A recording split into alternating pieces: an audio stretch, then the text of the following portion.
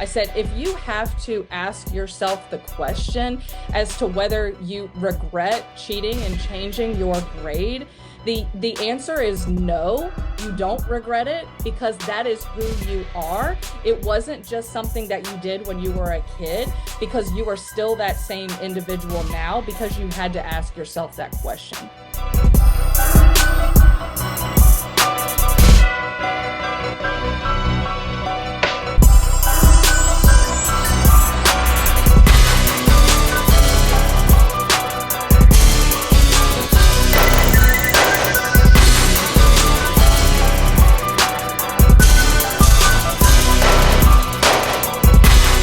Hello and welcome. For the love of the game, we just want to welcome you, Miss Knikki Hernandez. We welcome you to our podcast and we thank you for coming on today. Thank you for having me. I really appreciate it. Okay. Now, I almost didn't ask this question because I ask it to everybody, and I totally understand this is a different type of podcast, so it might be a different type of answer, but I'm not going to let you off the hook. I ask it to everybody, but if it's a totally different type of answer, we understand you're going to be the only one that can answer this in a different way, and we won't look at you funny. We ask this question of all our guests. How did you fall in love with basketball? Oh, I'll tell you what. So when I was a kid, we had a youth league in Greene County, and that's the area where I grew up. And I just started playing. My coach, his name was Jimmy, and he was such an excellent coach. He did everything to fortify us and to make us feel like we were somebody and we were important and we were little kids, just little girls playing. And he was competitive too, and I appreciated his fire that he had. So I think his fire and his passion for basketball at that time really rubbed off on me. But just, I would say that the main reason why I fell in love with basketball, that's when I fell in love with playing basketball. But basketball itself as the sport, watching Michael Jordan. So how could you not? How could you not fall in love? He's the GOAT. Hey, So that's awesome. That is awesome. That is awesome.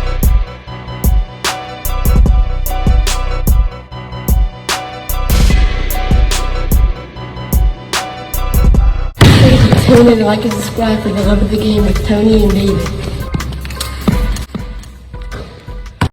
Now, I paused to ask that question to you because you're coming to us as an educator, and you also, I believe that you do a lot of tutoring as well. Can you share the value that you provide to the community? Because I always like to say every business, every organization, it provides value, and that value is where we make our money and where we change lives. Can you share the value that you provide and what your gift is? absolutely. So I believe that any value that is offered by any organization or any company comes from the people. That's not a top-down type thing where the value comes through the top. It's not that. It's really the people that I'm humbled to work with every single day. And those individuals, they are expert teachers. They are wonderful educators. Some of them are retired. Some of them are still currently in the classroom, and some of them are not teachers at all. These individuals that I've met are people from all different walks of life. We've got Tammy Aaron, who is amazing. She's an actress. She played Pippi Longstocking in the 1980s film. And we were so lucky to be able to speak with her and share with her some of the opportunities that we were looking to create with Turning the Tide Tutoring. And she said, I'm on board. And she's an actress. She's looking to give back. And so to have a celebrity on the team was like amazing. I was definitely starstruck because who doesn't, even the kids I teach, even the Gen Zers know who Pippi Longstocking is. So it was just amazing to have her. We also have an individual named John Burtwell, who is a professional athlete. He played for the Detroit Tigers as a pitcher, I believe. And we were just lucky enough to meet him as well and talk to him. And he said that he wanted to share his love of the game of baseball and teach kids, how to not only play the game of baseball, but how to think about athletics in general, especially if you're the type of kid that has big goals and big aspirations in the sports industry and the sports world. So to have him and Tammy and then some of the other amazing teachers, we have another individual named Adam Adam Grindstaff. He teaches out in the Midwest and he's teaching university level computer classes. And he's a middle school principal actually. And him and I met online and we just talked and he's amazing. And he's just out there really giving kids a leg up when it comes to technology. So any kind of value that we bring, it just, in my opinion, it can't be duplicated or replicated by artificial intelligence.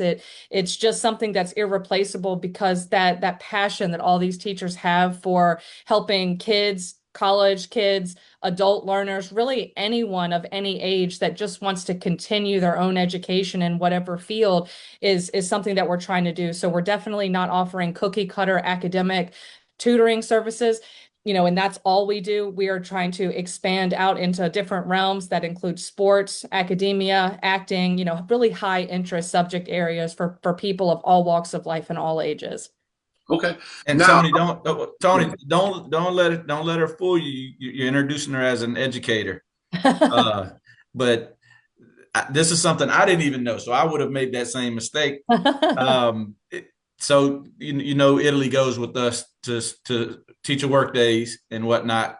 And she comes running upstairs. She's been in the gym for a couple hours, and she runs upstairs and she's like, "Oh my gosh, I just got beat by a teacher." And I'm sitting here thinking like, "Oh man, what teacher would have beat you?" And she's like, "She's got she's got brown hair and it's curly and this and that." I'm sitting here trying to narrow down all the teachers in the school that I knew would have played sports, played basketball. And she's like, she just kept shooting threes and she didn't miss. And then she shoot another one, she didn't miss. And it was like at first I was kind of going to take it easy on her, and then she started shooting threes and she wasn't missing. And for the life of me, I could not figure out who just beat Italy. And she couldn't explain it. I asked, my wife. I don't know who that could have been. We're trying to is there a new teacher in the school? Who's the new hires that would have played basketball? And come to find out, it was Knikki. So she was draining on Italy and definitely got a new fan from Italy. I can tell you that. So I subscribe to her YouTube channel.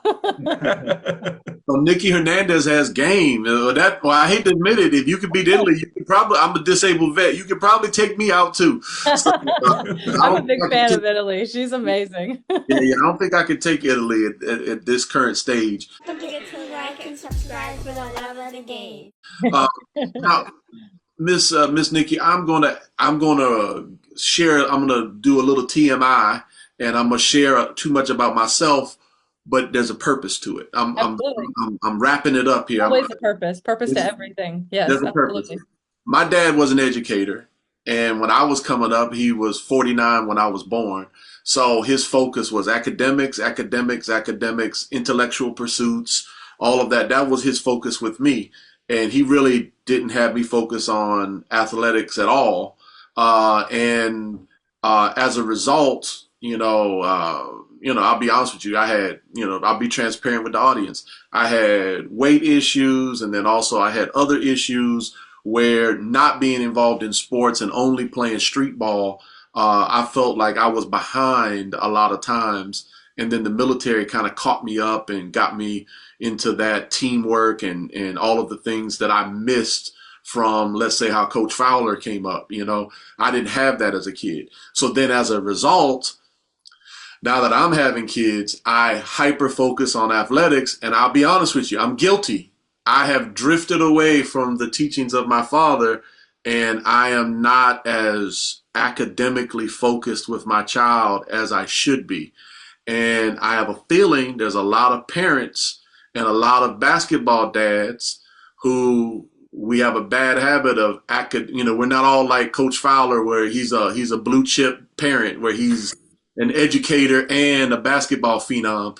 So I have a feeling there's a lot of basketball parents like myself who they've drifted away with the focus of academics, and all they focus on is their kids' athletics, and they don't understand just how important it is for their kids' mind to be as developed as their body.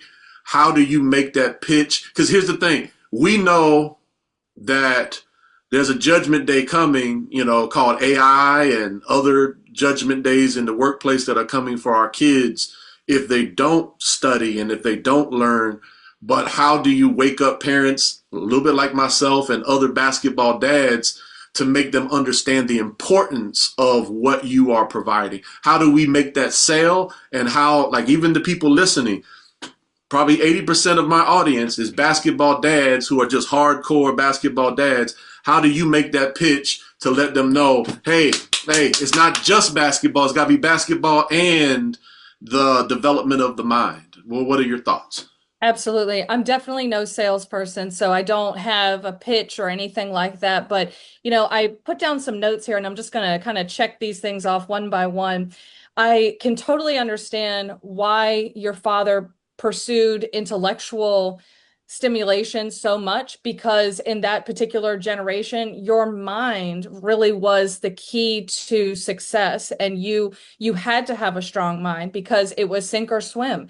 And if you didn't, then you wouldn't be able to provide for your family, you wouldn't be able to provide for your children, and you certainly wouldn't be able to grow because the whole idea was that you were going to climb the corporate ladder, you wanted to get promotions, and so you had to have a strong work ethic and you also had to have strong intellectual abilities to be able to open yourself up and have those doors open up for you because it was all about being able to provide, particularly as a man. So you had to have that.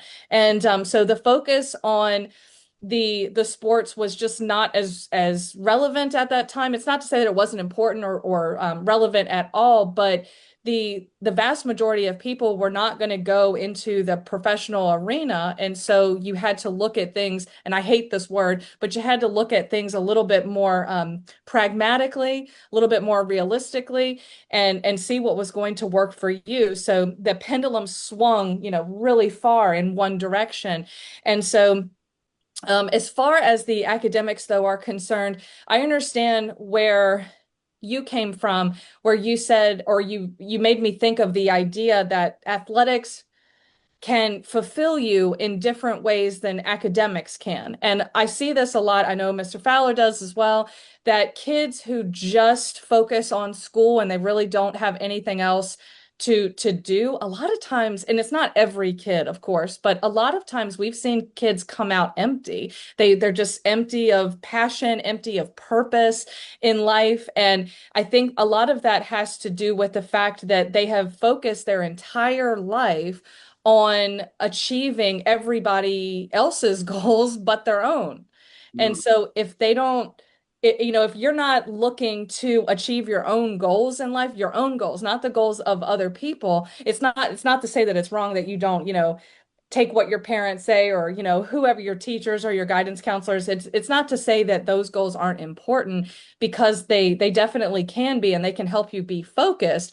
But if you're only working towards the goals that other people are telling you that you need to do, then you do lose that sense of purpose. And we can see that there are kids coming out of school, they're feeling empty, they're feeling depressed, they're feeling very anxious about their futures, and in some cases, they feel very aimless. So I'm definitely not the type of person, like I said, this is not a sales pitch, but I'm definitely not the type of person to sit here and promote academia as the only path to success by any stretch of the by any stretch of the imagination, because I just feel like for me, I kind of felt the same way. Academia was really what I focused on in school a lot. I went to college. I have 3 degrees.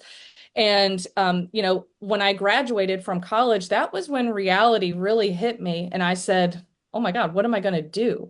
So I had spent all these years in academia, but I really didn't have anything to show for it except just a piece of paper. And so I definitely can understand for sure where some of the why the pendulum is swinging now so far in the other direction, because so many people have had a similar experience. But the selling point for me in terms of having the pendulum not swing so far in either direction and kind of come back more to the neutral, come back more to the middle, is that's where the sweet spot is. And like I said, I mentioned Michael Jordan in the beginning.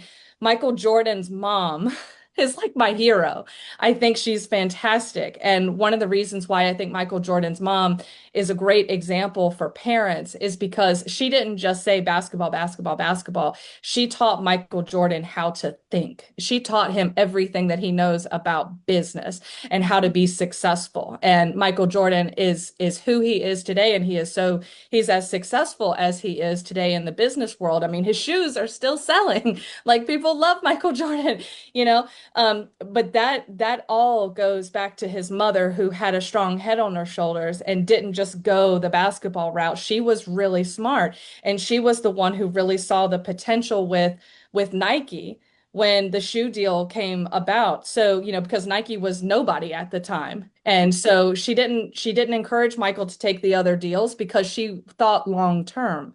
So really for parents, I think that if first of all, just give yourself some grace because parenting is like the hardest job on the planet.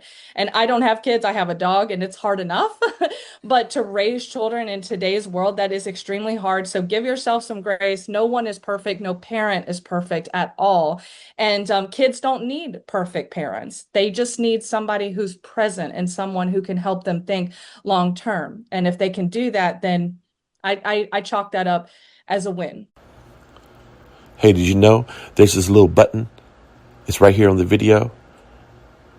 And it reads SUBSCRIBE. And when you click that little button, an angel gets its wings. For real. Awesome, awesome, awesome. Now there's an anti-education movement, I guess you could say.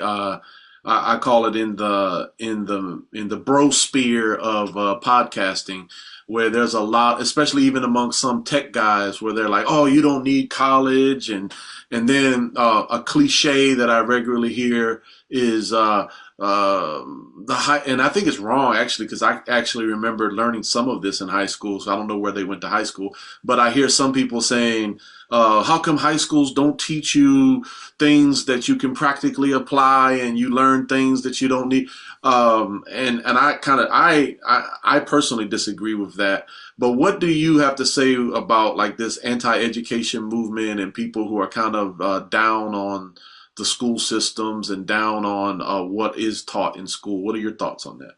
Oh man, you are firing them off. I'm literally having to scribble notes on my paper. So, yes, I have definitely seen and experienced what you're talking about. There was an individual on the app Clubhouse. I hang out a lot on Clubhouse. It's a live audio app where people chit chat and stuff. And so, anyway, this one individual, he's a very successful business person, or so he claims to be anyway. And, he's got quite a bit of money again, so he claims. I've not verified any of this, but he has a family and he has kids, and so he was actually saying this exact thing, that he didn't believe that his kids needed to focus in school, that they needed to pay attention, and this was a millennial.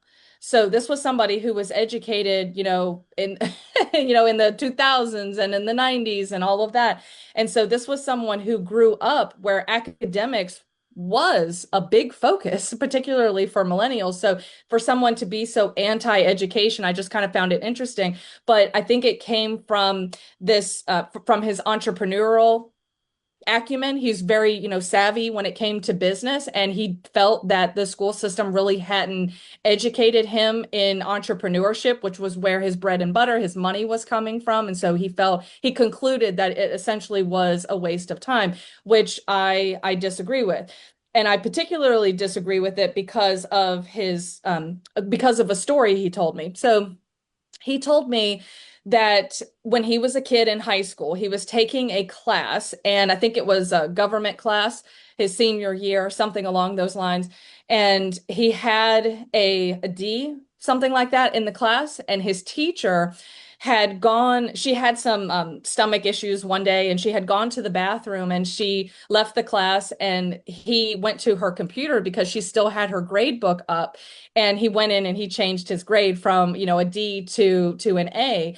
And he's in his 30s now, and he was bragging about that. He was Wow. bragging, "Oh yeah, I did that. I changed," and he said to himself as he was, narrating this story to all of us, he said, "Do I regret changing my grade?" And he asked that question. And I told him, and I don't remember the exact words the exact verbiage that I said, but it was something along the lines of, I said, if you have to ask yourself the question as to whether you regret cheating and changing your grade, the answer is no. You don't regret it because that is who you are. It wasn't just something that you did when you were a kid, because you are still that same individual now because you had to ask yourself that question. Right. So whether you're in business or in academia or whatever field you're in, you are still that person. And those are the values. Like he shared that story with his own children and he was proud of it. Even now as a 30-year-old individual, so or 30 something year old. And so I told him, I said, the only thing that you're teaching your kid when you tell them that story is how to take advantage of somebody who had a disability. Right. That Right. is all you are doing. Absolutely. And so, I definitely think that this whole anti-education thing is, it's not helping anybody. It's a massive disservice to the kids. And then on another thing I wanted to share was that there was a TikTok trend. I don't know if you guys had heard of it, but last year there was this trend called the F students are the inventors.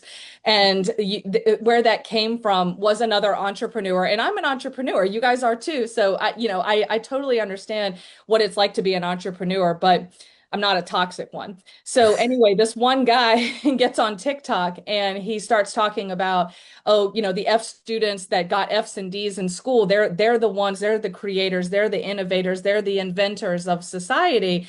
And so what occurred is that a lot of kids took that audio and they went to school and they started destroying things. They started ripping the ceiling down. They started breaking the water fountains. And, Mr. Fowler and I have experienced this. They were ripping toilets off and sinks off the walls and things of that nature. And they were sticking their pencils inside of Chromebooks to try to make them spark and, all of those kinds of things. And somebody could have died. I mean, if you were dumb enough to put your pen or your finger inside of an electric socket in a wall, which was something that some kids did. I saw it on TikTok. I mean, like, what is, it's a whole thing. So I saw a kid in my class. Thankfully, he sat in the front row because I made him sit in the front row. But he was doing that very thing to his Chromebook. And the only reason why I caught it was because I knew about the TikTok trend. Otherwise, I wouldn't have known. It wouldn't the pieces wouldn't have clicked. I wouldn't have known what he was doing. And I blasted the class. Right. And I said, first of all, okay. And I literally told the kids this, like verbatim. I said, you guys are lucky that I am just your teacher and not your mother, because this conversation would be totally different. And I said, but let's be honest here. I said, if you are participating in this F students are the inventors trend, you are not a leader. You are a follower. You're either a follower or you're mentally ill. Mm.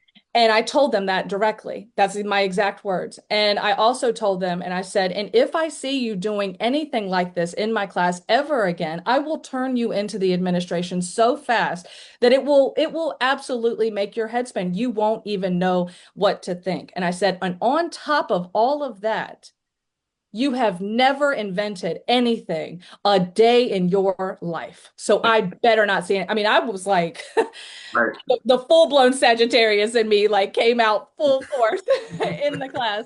So I was like, no, this is a hell no. So these types of anti-education movements, I understand because I understand where they're coming from to an extent, because schools are not teaching. We are not doing our jobs as educators. And I fight that battle every day. But here's the thing. What parents cannot do is for teachers like Mr. Fowler, teachers like myself, what they cannot do, and I will never let them get away with this. I will never let a parent accuse me or condemn me for not teaching their kids, because I will do everything I possibly can to get these kids the best and most world-class education that I possibly can, whether that's inside of the school or outside of the school. And if they don't support that mission, then yes, we do have an issue. We have a significant issue. And it's a whole thing. So I understand that schools absolutely do need to step up in this area, because when schools are not educating educating the kids properly, these type of toxic parents, they take the bait of all of that and they use it as a weapon, a weapon against teachers and against the school systems themselves. And that's not okay. So I fight that battle every day. I actually have a meeting with the administration at my school like next week because I'm literally going to say, not maybe not all of this, but I have a lot of things that I need to say. And I'm sure they're not going to be super happy with that because of maybe some philosophical differences. But you know what? If you don't stand up for what you believe in, you don't have a right to complain about it either. 30-second timeout. Moment of clarity. How many games have you went perfect? They're like, none. Okay. How many games where you missed all your shots? It was like, none. I said, exactly. Those are rare things. If you take 20 shots in a game, making all 20 is rare. Missing all 20 is rare. Like going 7 for 20, 10 for 20, 15 for 20, 3 for 20, that's gonna happen. So if you already know that's gonna happen, why are you being affected by the outcome? Play the game. You're gonna miss wide open layups. You're gonna make difficult layups you didn't supposed to make. You're gonna make difficult threes. You're gonna miss easy threes. Why is your emotions being changed? It's normal. You're gonna get fouls you didn't supposed to. They're gonna give you fouls. It's the game. Play the game and just. Okay. Now I got a controversial question to ask you, both of y'all. But I'm just, y'all have got me percolating here. I was a reporter for 1 year in a small county, and the one thing that united the county was the school system. Everyone, with the exception of the homeschoolers and a private school that was available, probably 80% of the school was going to the same school district, and people cared, what was going on at the school. So I would be covering a lot of the school issues, and one of the reasons why I no longer have that media company is I covered too closely a teacher protest in Richmond, and half the county kind of didn't want to work with me any longer because I was too supportive of teachers, but that's not the reason why I'm asking this question. I have another deeper question. I would see this happen all the time where our teachers were not paid well in our rural county, and we were paid probably some of the lowest paid teachers in all of America, right? And then half of the county would labor, and they would try to fight to get teacher raises and get more money for the school.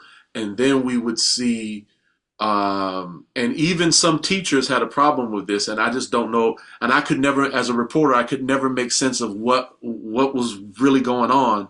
They would end up hiring these very high paid administrators so we would get more money for the teachers, and everyone was hoping that the teachers would get pay raises and the teachers would get help. But then a lot of times the money would go to this PhD of whatever, and he would be helping school security or school administration or whatever else. And there were even some younger teachers who would privately tell me, "Hey, Tony, I got a problem with this, because last thing we need is another administrator," and da da da da da. As someone who cares, how do you make sense of, like, when are they hiring too many administrators, and when are they hiring, or when are they doing more with the budget to help actual teachers with their pay? And how do you make sense of where's the resources going, and is it going to the right locations for someone like myself? Because my friend, she was my friend, she is my friend, the superintendent. And I told her, I said, "Hey, listen, even some of your teachers got a problem with some of these administrators you're getting hired." And then her reply was, "Well, these administrators make the jobs of the teachers easier," and da da da da da da. Sorry, I didn't mean to laugh. That was wrong. Sorry. So, both of y'all, what are y'all's thoughts on that?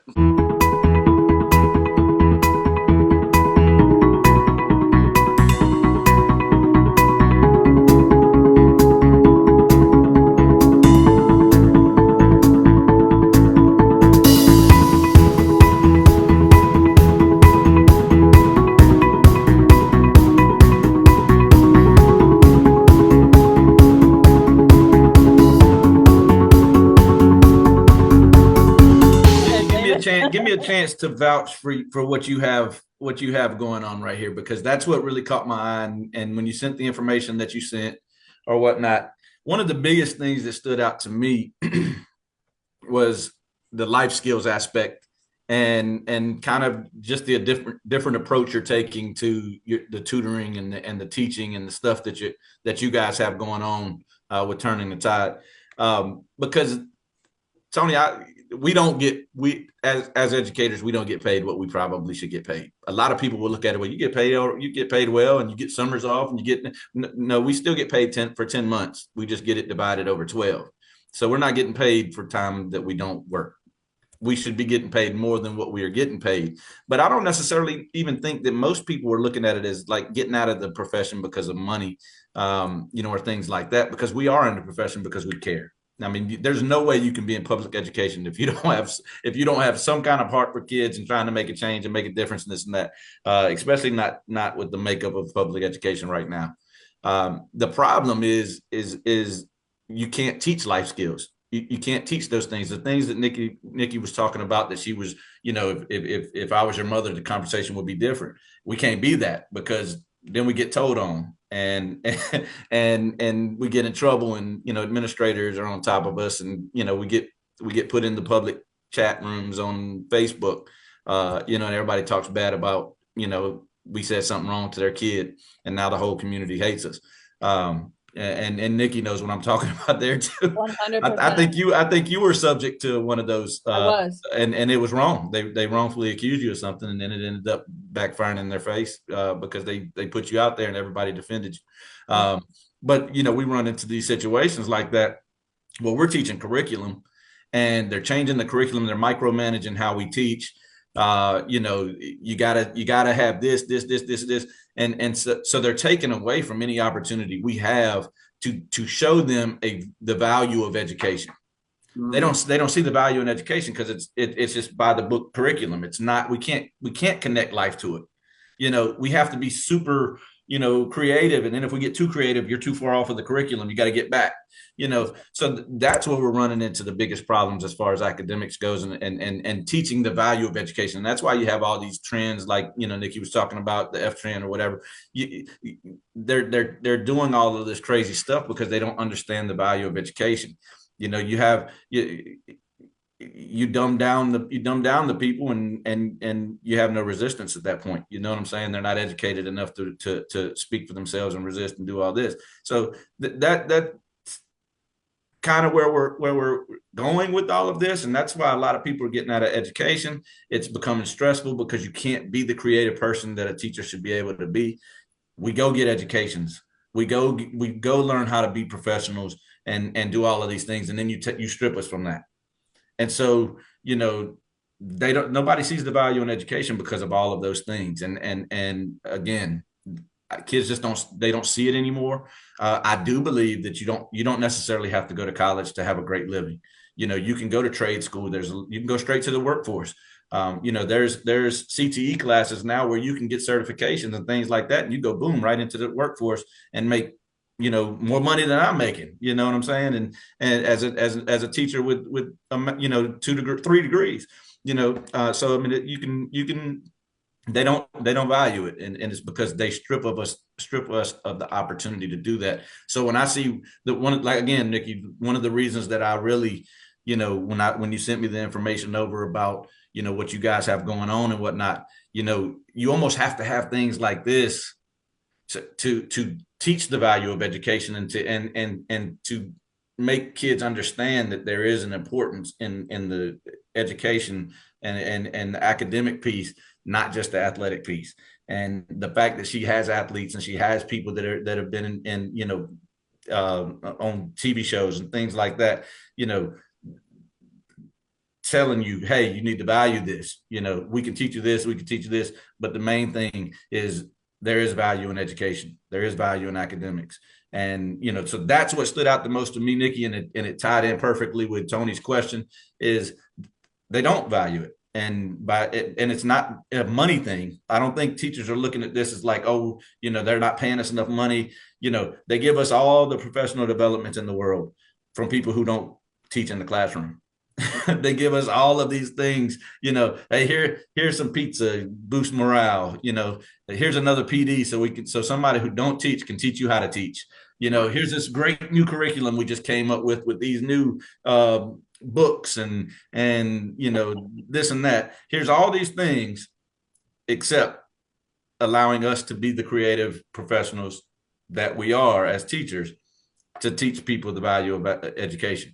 And that's it's important to have things, like Turning the Tide, uh, to actually teach that value. Awesome, awesome. And Miss Nikki, what are your thoughts on the whole contrast sometimes of things getting a little too top heavy and have you ever seen that where you're at, or have you ever seen that in your professional experience? And what are your thoughts of that contrast? Because I'm just a parent, and I'm a parent that begs my school board and my county supervisors for more money for teachers, and then sometimes they hire all these extra administrators, and I'm like, where's the support for my teachers? What are your thoughts on that? You know, several years ago when I first became a teacher, my old babysitter when I was a little kid, she was a teaching assistant at the elementary school, one of the we have two elementary schools in the district where I work, and she was laid off from her job. And I remember it like it was yesterday. And she went to go work at Walmart, and she was just a fantastic assistant. I mean, just loved working with kids. She was my babysitter. She has kids, she had like three or four kids of her own. So she just loved children. And when she was laid off, literally there was no reason for it. I mean, just to do it. I don't know what the actual reason was, but she had some things to say. And I won't say that here on this podcast, but she had a lot of things to say. I'm sure you can imagine, what that was like. And so having these these people who are actually in the classroom helping teachers and doing the Lord's work, as I always say, doing the Lord's work, just to hire some person at the top doesn't make any sense to me, because even if they did have good intentions, even if they were good at their jobs, they're spread so far thin between all the schools in the district that they it's going to be, the impact that they have is going to be relatively small at best, because they're one person and they can't be 10 different places at the same time. So I definitely think that having more emphasis on the teachers assistants and the paraprofessionals that are actually in the schools working with the kids would be a great thing, and that would be something that would actually help to ease the pressure that teachers feel in the classroom, not another administrator. I can promise you that that's definitely not going to help. At least it might help them, but it's not really going to help the teachers. That's for sure. And I would say that, just for my own self, I'm not here to serve the system. I'm Mm, here to serve the kids. That is who I'm here to serve. So if something I feel is not in the best interest of the kids, you better believe you're going to hear about it. You may not like it. You may not like me. It doesn't matter. I don't care, but I'm definitely here to serve the students. And whether I win the battle or not is irrelevant, but I'm still going to fight for the mission to do what is worthy and noble. awesome. That is what I am going to do every day of my life. And that's never going to change no matter what happens. I could lose the battle, they could win, whatever, but I'm still going to do what I feel is right. Now, I will say that I did see an article the other day on, it was a school in California that they just found out that the administrators were misappropriating funds. And the funds were supposed to go to ELL programs for kids, and also I think some adults to come into the school system and be taught by a teacher and learn English and learn in a safe space that took away some of the pressure of having to learn English while you're simultaneously learning all your different subject areas in the school day, which is a lot. That's a lot to handle. I know I couldn't be learning biology at the same time I'm learning Chinese. I mean, that would just be really difficult.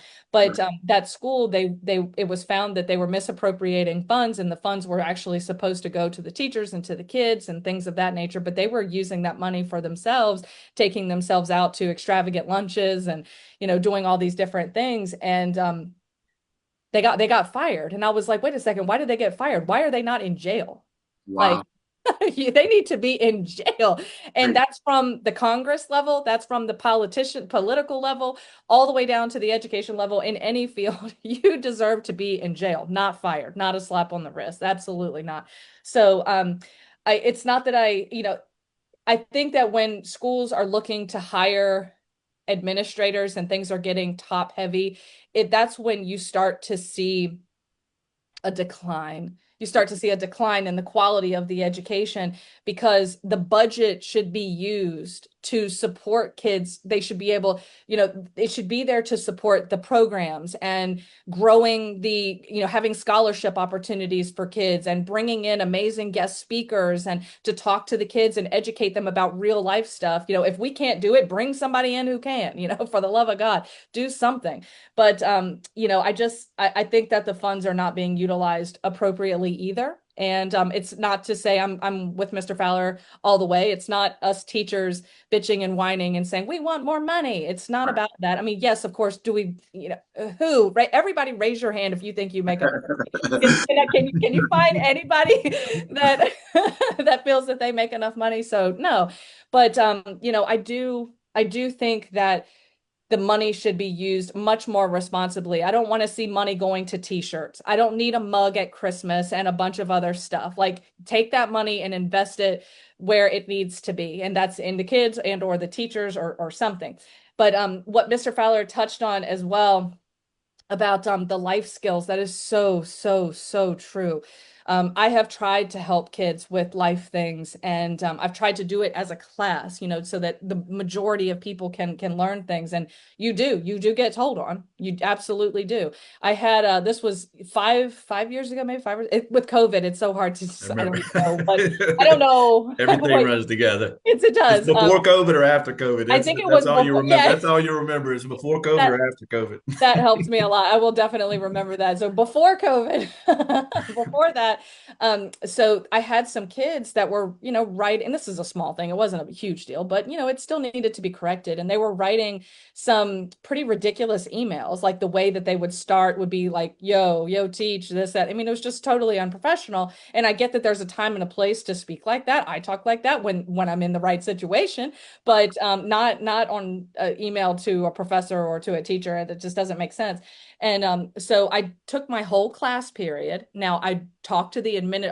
Thankfully I was smart. This one time in my life I was smart, but I went to the administration before I did the lesson and I said, "Hey guys, I just want to let you know that I'm going to be using the whole class period today to be teaching the kids how to write appropriate emails, and we're going to be doing this the whole 50 minutes." And they were like, okay, we support that. And so to the administrators' credit, where David and I work, many of them are really supportive. And I've never, even though there's been some bumps in the roads and some ups and downs and things of that nature, which is that's life. You're never going to have just an easy ride. It's just not how things work. But for the most part, anything that I've wanted to do in the classroom within reason, as long as it wasn't too over the top, they were very supportive of me. And I appreciate that a lot. That goes a long way with me. It's not perfect, but it goes a long way.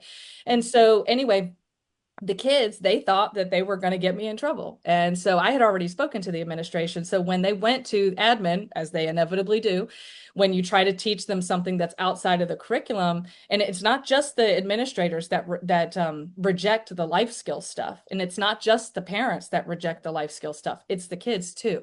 Mm. Many of them do. They absolutely, it's not all of them, but many of them do. And they went to the administrators. They were like, "Oh, Miss Hernandez taught us how to write emails, blah, blah, blah, blah, blah." And the administrators told them, "Well, we support that." And they shut it down. And that was really, really good of the administrators to do that because the kids thought they had me over a barrel. So it was a not my favorite day in the education system, but it's it's true that the life skills that we teach kids oftentimes they're just rejected. But I think that the way to get around that in some cases is to get ahead of it. So Mm. if you can get ahead of it as opposed to doing it in a reactive way, get ahead of it, then you will have more administrator support. And if you can get out ahead of it with parents too, which is a little bit harder. But if you can get in front of it with parents too, then you don't really have as many problems or as many pushback or as much pushback. But when you do it after the fact and no one knew what you were doing and no one knew why you were doing it, then that's when you get the the claws come out and everything. So I definitely think that just trying to get ahead of it as much as you possibly can. Like if you have a new teaching method this year that you want to use, a new thing that you want to try, at back to school night, at parent conferences, through email, with having conversations with administrators, just doing those things to be proactive, to let people know this is what you're doing and this is why you're doing it.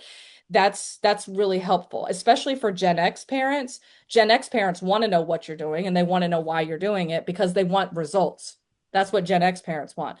They don't want you to just try something willy-nilly. They want to know like why are you doing it? Because and then they want check-ins along the way to see how the progress is, working of the kids. That's what they want to know. The millennial parents are different. They don't so much care about the results of it. They just want the kids at the end of the day to have an A in your class. And they have that entitlement mentality when it comes to that kind of stuff. And but with millennial parents, the way you get out ahead of it is by asking for their input. That's the way you get out in front of it. You're like, hey guys, I want to try this new thing in my class and I want to get your input before we do it. And millennials are all over that. So that's kind of how you get out in front of this life skill stuff with the Gen Xers and with the millennial parents. So and then if you do the exact same thing with the administrators, and then it's not to say you won't have any issues, but it makes things a lot easier. Okay. Now, question: who is the target audience in a perfect world with your organization? Who are you trying to reach in a perfect world? Can you describe your one thing I've learned as a wannabe entrepreneur, they say that, create your customer avatar. Like what does your customer avatar look like? Who are you trying to reach? Because ignorance is ubiquitous in America. There's ignorance everywhere. There's always someone who can be taught in America. But who are you trying to reach and who are you trying to tutor and who are you trying to educate? Who are you focused on? Absolutely. So I am focused on people, excuse me, I got a little itch in my throat, but I am focused on people who are motivated and actually want to go somewhere with in their lives. That's who I'm motivated. I'm not trying to wake anybody up. I'm not trying to say, oh, none of that. If you want to live your life this kind of a way, go do you, and I'll do me. That's how I look at it. So for people who are for parents and for students and for kids that are self-motivated and they want to take their education to new heights, to new levels, that's who I'm targeting. And as an example to that, I did I tutored this Asian kid online. He was amazing. And when I had my first session with him, I asked him, I said, hey, what made you want to get tutoring? And he said, oh, I just wanted to learn more. That was his answer. And I was like, wait, your parents didn't make you get tutoring? It's not because you're failing English or whatever. Like, no, he was like, no, he goes, I got good grades. My parents didn't make me. He goes, I just literally want to expand my mind. And I was like, this kid, this is the person who I'm looking to work with, and these types of parents who are supportive of that kind of thing. Now, of course, everybody is going to fall on a different place on the spectrum, of course, and we're willing to work with anyone, but all they need to do is bring themselves to the sessions and be motivated and have a good attitude and be and want to do things with their life, and that's all they need, and regardless of where they are academically, we can handle the rest. Okay. How do you anticipate AI challenging or changing the shape of your profession in the coming years? I don't know. All I can do is guess. So I genuinely don't know. But I do have a friend I was just talking to before I came on this podcast he's a full stack developer as far as technology goes. And he's actually putting together his own AI school with AI bots and AI teachers. And he's going to have the bots, pretending to stand at the board and pretending to write and all those kinds of things. And, I think it's cool. I'm fully supportive of his mission. I might try to integrate it into Turning the Tide Tutoring in some way. Maybe we'll see, what the landscape of all that looks like later down the line. But I will say this, and I know this sounds kind of harsh, but I work my butt off every day to teach the kids the best that I can, and I have a good reputation, for the most part. And I give everything to the kids that I teach every single day. But there are some educators that don't.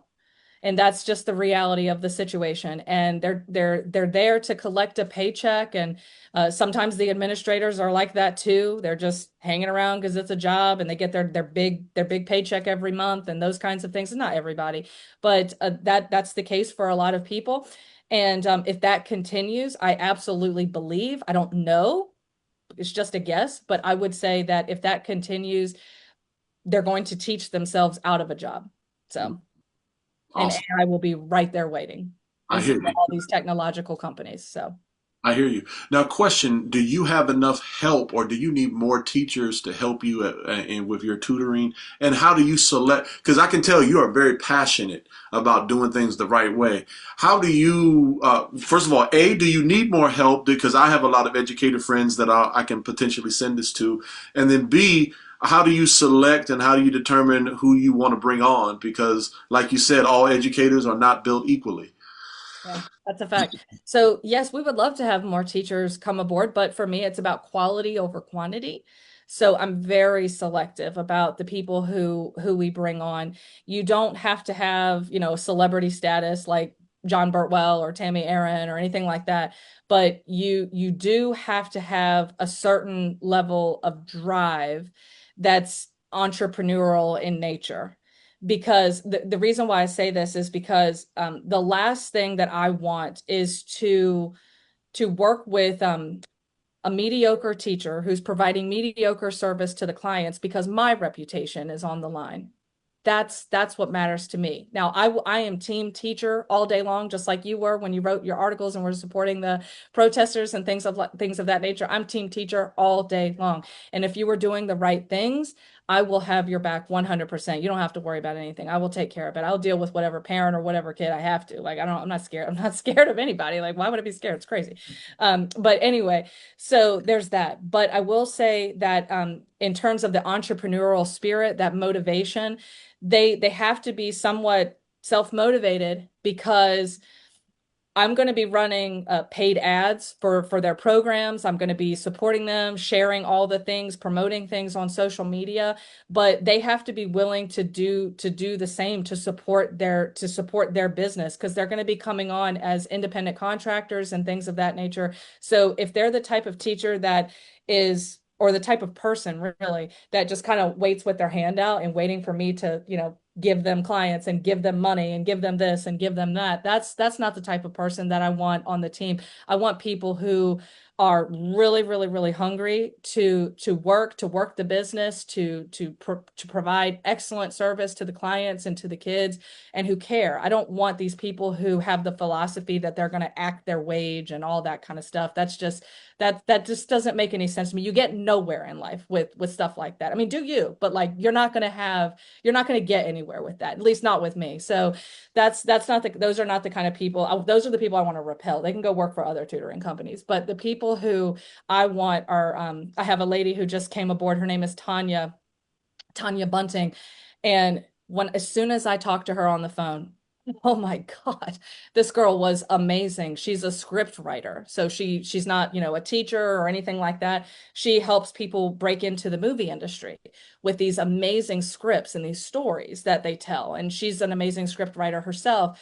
And when I talked to her and I said, hey, this is what I want to do, and I was sharing the vision about how I saw her program and this, that, and the other, and she cried and was like, oh my God, you're a godsend. Like, thank you so much. I just, to have somebody like you on my team and, supporting me and what I want to do in life, and to have your backing and the company's backing and stuff, and she wants to go out there and grow her own thing, but just under the umbrella of Turning the Tide Tutoring. Those are the kinds of people that I want. And I have another lady who, I think she's going to come aboard. Her name, I'll save her name because she's not official yet, but I talked to her today, and she's a cleaning lady. She's not a teacher. She's a cleaning lady. She cleans people's houses and cleans people's businesses and stuff. And I asked her, I said, can you teach?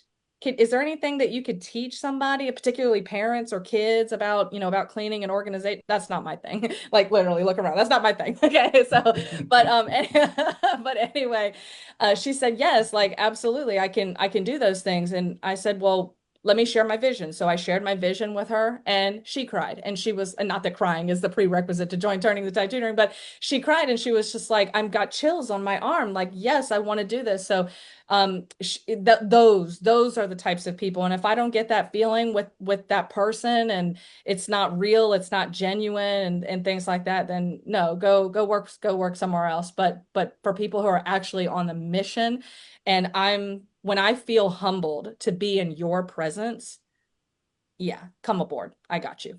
That's awesome. Now it seems like you teach a wide variety of skills.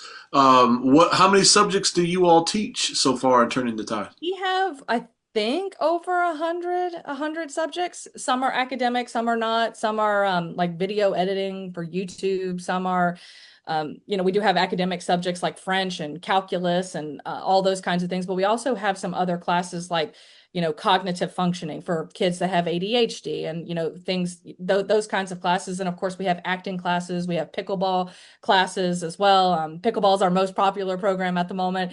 And so we have a ton of different classes, and some of them are again pertain to script writing, screenwriting, getting your script to Netflix and things like that. But we also have some amazing coding classes and computer classes like Figma. Figma training is a big thing as well. So we're really branching out. If you go to turningthetidetutoring.com and you scroll down, you'll see some pictures at the bottom of the page, or sort of in the middle, not at the bottom, but they're in the middle of the page, and you can hover your mouse and click the different sections. It'll have different sections, and you can click that and you can see specifically what classes we offer under that specific category. Oh, that is awesome. Now, what platform do you typically use to teach these things? The platform that we're currently using is called Lesson Space. Oh, okay, okay, all right. It's So, like Zoom, but it's souped up for teachers. oh, wow, lesson space. Okay, all right. Now, did y'all design that yourself, or is that was just available? It's a third party. Okay, that is incredible. That is incredible, and this is awesome because I thought y'all were just teaching academic things. No. Y'all teaching everything. That All sounds comers. amazing. Yep, That we do have a sounds lot of academics for sure because that's a huge need, but we're definitely expanding out into other areas because we want people to have options. That is incredible. That is incredible. Well, Coach Fowler, I've been dominating the conversation. You have any questions you want to jump in there, Coach Fowler? Well, I guess my biggest, because when Nikki, when you and I first talked, you did talk a lot about the athlete aspect of turning the tide. So I guess I got some of that knowledge, but Tony wasn't a part of that conversation, and our audience wasn't there. So how does this tie into athletes? Where does this go in the realm of basketball and I mean, for the sake of this, podcast could be other sports as well, but how does this tie into athletes and do you have athletes on board now that are getting the tutoring and what would be the difference in when once you get them? I mean, how does it all tie together? Yeah, absolutely. That's such a good question. So, first, I want to give a credit and a shout out to one of our amazing tutors. His name is John Burtwell. He's the one who played for the Detroit Tigers. He is the one of the most amazing tutors and writers I have ever seen. He's coming out with a book, actually. I'm working with him on that too. So, that's kind of a long-term project, but he's basically writing a book that talks to specifically parents and aspiring professional athletes about what things these industries are really looking for in people, because when you grow up in school, you're the big shot. Everybody's asking you questions and wants to be around you and wants to get to know you and these kinds of things. But when you make it to the big leagues, now all of a sudden you're getting criticized for every little thing that you do, and it's just part of the nature of the game. And he said a lot of people can't handle those things. It's not that they can't handle it, but they're not prepared for it. And so he's really just going deep into all that stuff. But the great thing about John Burtwell, aside from his superior athletic knowledge and just his knowledge of the media, and he's teaching kids how to deal with all of that, his background is his academic background is impeccable. He also went to Harvard. So not only was he a professional athlete, but he's an Ivy League student. So, I would say that for parents and aspiring athletes, the one thing that Turning the Tide Tutoring does not aspire to do is to put athletes in a box and say, oh, you're a jock, so, no, school's not for you. And that's just not the case. That's not the case. So what we are doing at Turning the Tide Tutoring is to really empower kids to take their education seriously, to be like that kid who I tutored, that day online, and to say, I just want to learn more. I just want to know more, and to get really curious about life. And the one person who I respect in basketball outside of Michael Jordan, was Kobe Bryant. And one of the things that he said to me, that, or not to me, but it was online and I watched a TikTok video or whatever. And he said that when he started playing basketball, everything became his library. No matter what class he was in English class, biology class, didn't matter where it was, everything in some way, shape, or form connected to basketball. And he was a sponge, absorbing it all. So I think that as individuals, we are sometimes led to believe, whether we're an athlete or not, we're sometimes led to believe that we're less powerful than we really are. And at Turning the Tide Tutoring, I want everyone to know how powerful they are. And I am not afraid to teach them that, to show them that, and to connect them with the right teachers, and because I'm not the right teacher for everybody, but I'm going to connect them to the right teachers and the right people and professionals in whatever industry that they want to go into, and get them the support and the education that they need so that they can be successful. And I will say that for like for example, for athletes, actors, anybody who's going into the stratosphere of those like really public industries where your life is on full display, we see a lot of people crash out when they go into those fields because they can't handle the fame, and they just don't know what to do with all the pressure and the money and all that kind of stuff. And then of course they're pressured to do things that they may not want to do. But they feel pressured to do them, so they engage in activities like gambling or drugs or sex or alcohol or whatever the case is, and they get involved in these things, and all of a sudden their life has took a turn for the worse. So one of the things with Tammy Aaron that she, and this is just real talk, one of the things that she experienced in her life was being an actress in the public eye, and she was dating. And when she was dating, there was some people that wanted to take advantage of her, just like with Britney Spears and Kevin Federline and all these people. Sometimes they want to take advantage of you, and you don't always have good guidance to help you and to support you. And if you don't have that support and that good guidance to help you navigate those situations, then you can find yourself in some pretty precarious situations that have life changing consequences. And we want to minimize that as much as possible for athletes and for everybody. But at Turning the Tide Tutoring, we're providing, of course, the academic layer. We're providing the social emotional support. We're providing the professional guidance that kids need, and with all these industry experts and things like that. And we're not afraid to keep it real. So I would definitely say that for the athletes in particular that have big goals and big dreams, we can help you with pretty much anything that you need support in, whether that's finances, whether that's academics, or it's just navigating some of the complex situations that you'll face that is hard to teach, like how to answer questions from the media and how to respond when your coach says something really mean to you, and those kinds of things. Because like I think of Kwame Brown, back in the NBA, when Kwame was playing, and I think Michael Jordan made, when he came back, he unretired himself and played for the Wizards, I believe it was, and Kwame was on the team.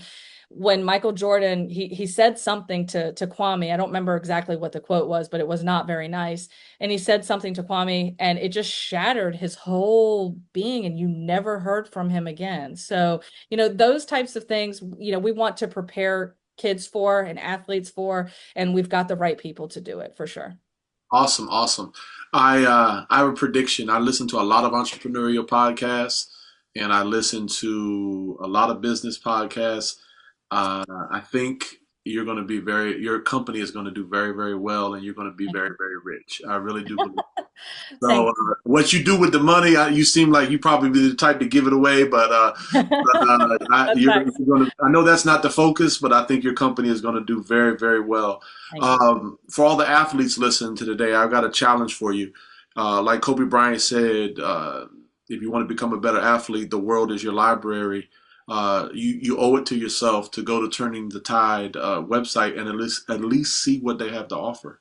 You owe it to yourself to click on the link and check it out and just see what they have to offer. I'm going to definitely check it out, and I'm going to share this with all of my educator friends. For a community college guy, my wife and I have a lot of educator friends that I'm going to share this with.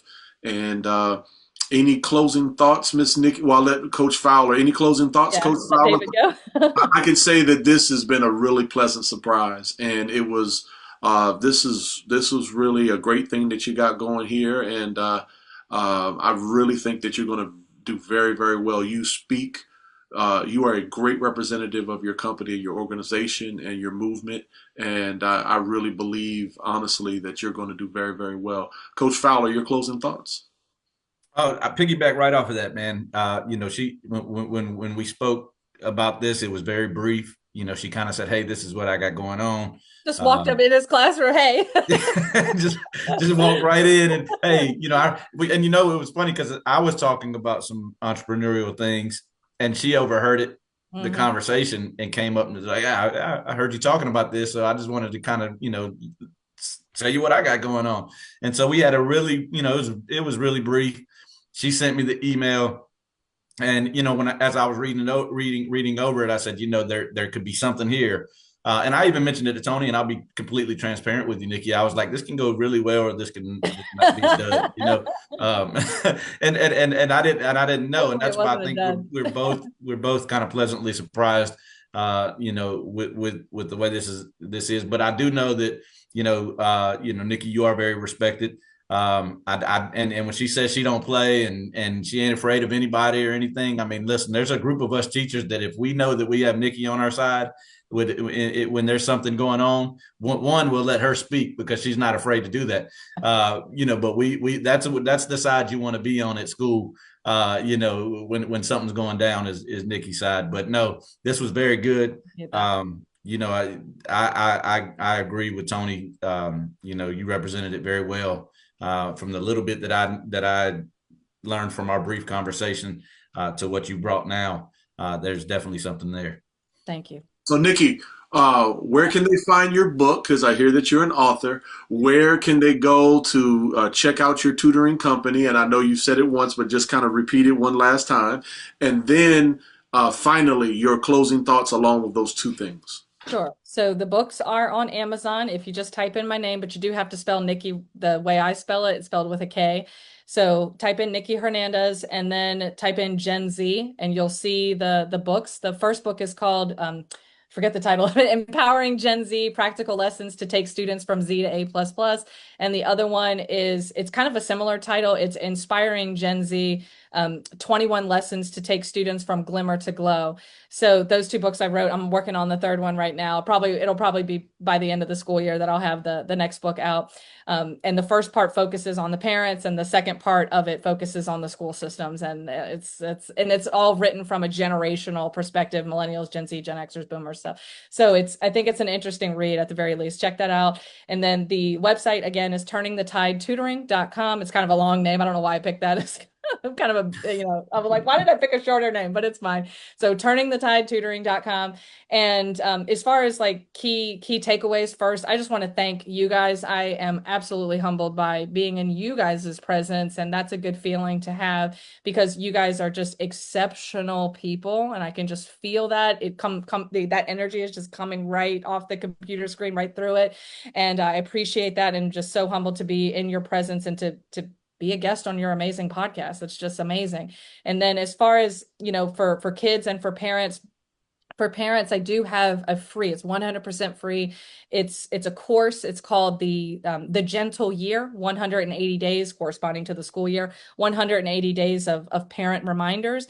And I think that it's helpful for parents because it comes from an outsider's perspective. It comes from my perspective. So I'm not a parent, but I think sometimes it's important for parents to hear things that are outside of their current radar or lens that can just broaden their perspective a little bit. And it's very gentle, it's very affirmative, it's uplifting.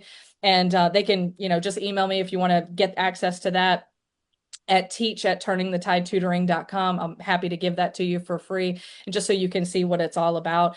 And then as far as the kids go, you got this. Do not let someone tell you that you cannot fulfill your dreams. You absolutely can. There's really nothing that is, I hate the word realistic, because the Bible literally says with God, all things are possible. So just keep that in mind. Remember that, and remember to focus on your own goals and have a purpose in life. Don't be a drifter. Don't be a drifter. And we got you. Okay, Nikki, I got a bonus question for you, and I can't help. We're going into overtime. Coach Fowler's like, Tony, shut up, Completely Tony. fine. No, it's all good, man. Listen, I'm okay with it. Come on, Tony, not another question, man. Come on. But I have a question. I know I do the same thing, and I can tell you why I do it. But I've noticed in your language that you break things up into the different generations, Yeah. and how you studied the different generations. I'll tell you why I do mine. I was inspired. I didn't read his book, but I was inspired by a speech he gave pushing his book. Tom Brokaw had The Greatest Generation, and I was Mhm. listening to his speech, and then that made me kind of study. And then there's this quote that I love that says, "Hard times create great men, and great men create easy times, and then easy times create soft men, and then soft men create Hard hard time. times again." And I'm messing that up, but you get the gist. Oh, yeah. But Tom Brokaw's Greatest Generation, the speech. I didn't read the book. I don't want to front that I read the book, but I saw his like TED talk on it, and it really was inspiring to me of just how different that generation was.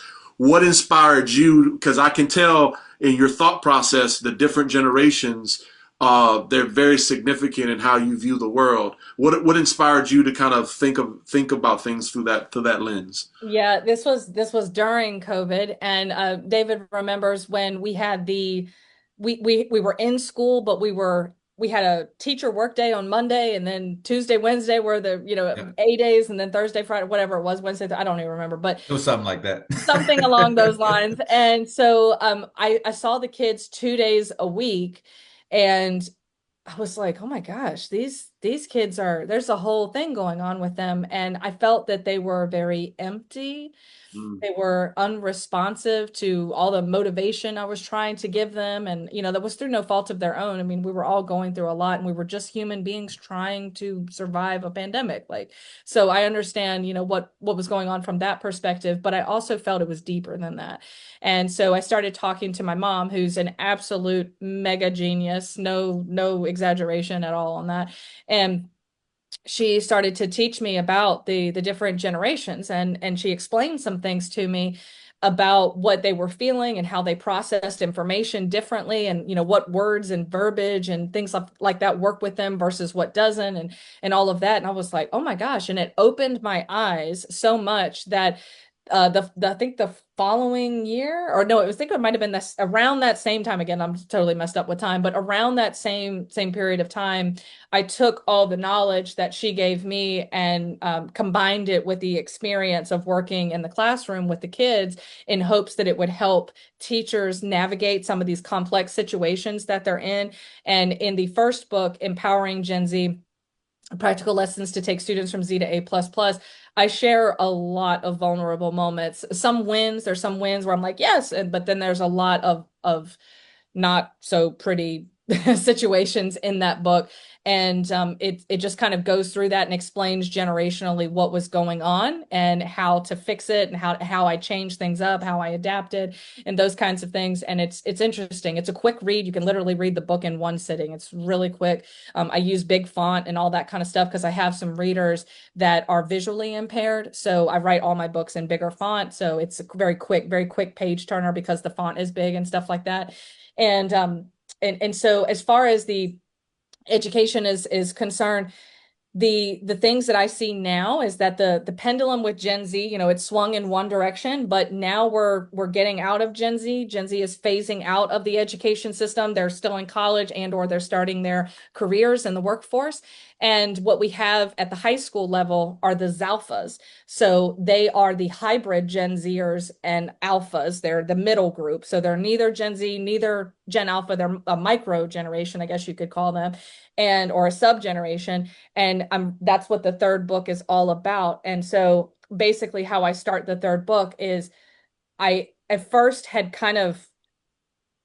I was kind of surprised at the fact that these kids came to my class with some level of enthusiasm. And then I started to notice because the Gen Zers were much more passive. And at least the ones that I taught, and it's not everywhere, but the Gen Zers that I taught most of them were very passive and a little bit apathetic. And so anyway, the Zalphas that came in, I'm like, oh, I see some leadership potential here. And I started to think to myself, okay, what are some of the fundamental differences? And one that I mentioned in the book, and I'll just mention this here just to kind of give people an idea of a big change that happened generationally, is with grades. So for teachers, David knows this, I know this, the Gen Zers would not say anything to you about their grades unless their grade was impacting them negatively and they couldn't play a sport, or the grade was, maybe their parents were yelling at them or something like that. So the only time a Gen Zer would say something to me anyway about getting grades in the grade book was if it was after the fact. It was always reactionary and it was never proactive. But with the Zalphas, I started to notice that whenever they would take a test or a quiz or something like that, they would be like, when are you going to put grades in the grade book? Where are you going to put them in now? You're going to put them in today. So they were much more proactive about that. And so there's multiple different ways that you can look at that. I at first tried to look at it through the lens of leadership and be like, okay, so maybe they're more proactive because they're taking accountability for their education. They're being proactive in that way. And I think for some of them it is that, because I have some students that are like that. But then I also started to look at it from the lens of mental health. And a lot of the Zalpha kids are being raised by more millennial parents than Gen Xer parents. And a lot of the millennial parents are putting a tremendous amount of pressure on their kids to have certain grades in the grade book. And I think that what's happening for some of the kids, especially the ones that have higher anxiety levels, what's happening with some of the kids is that they're asking us as the teachers to input their grades uh, proactively so that they can get out in front of the situation with their parents because they know how their parents are already going to react and treat them. So they're trying to get out in front of that so that they can mitigate any conflict at home, which was very different than the Gen Zers because it was not like that. It wasn't until after the grades were inputted that the kids had those situations happen. So I saw little shifts like that with the Zalphas versus the Gen Zers. And so the first part of the book kind of details a lot of that and the relationship that some of them have with their parents. And then the second part of the book is going to be more about the school system and how our current policies and things like that are impacting them and maybe even potentially stifling them because they do have these leadership potential qualities. Wow, wow. Well, my favorite quote is, we look at the world differently because we have had different experiences and we have read different books. Yes. And every generation has had different experience. Me and David, we have similar experiences. We're both Southern boys and grew up. But one thing David and I didn't do, we didn't go fight Nazis. You know, No. we didn't go and fight Nazis. We weren't deployed to Germany to fight Nazis. So guess what? We didn't have the experiences that the previous generations had. Every generation has its own, whether it's World War II or Vietnam or 9/11, every generation, or COVID, every generation has its own trials and tribulations, and it changes the way those kids think and function. And it's really good that you point that out.